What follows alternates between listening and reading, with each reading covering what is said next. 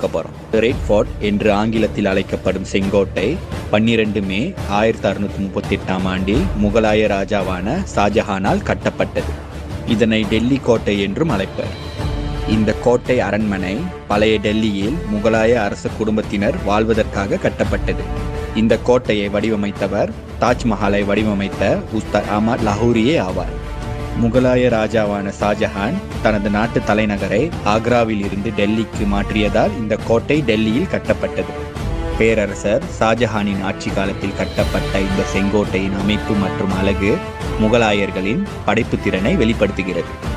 இந்த செங்கோட்டையின் உள்ளே ஏறக்குறைய 16 கட்டிடங்கள் உள்ளன. இங்கு இருக்கும் மாளிகைகள், அரங்கங்கள், மண்டபங்கள், நுழைவாயில்கள், தோட்டங்கள் ஆகியவை மிகவும் நுணுக்கமாகவும் உறுதியாகவும் கட்டப்பட்டுள்ளது. இந்த கோட்டையின் உள்ளே ஏறக்குறைய 16 கட்டிடங்கள் உள்ளன.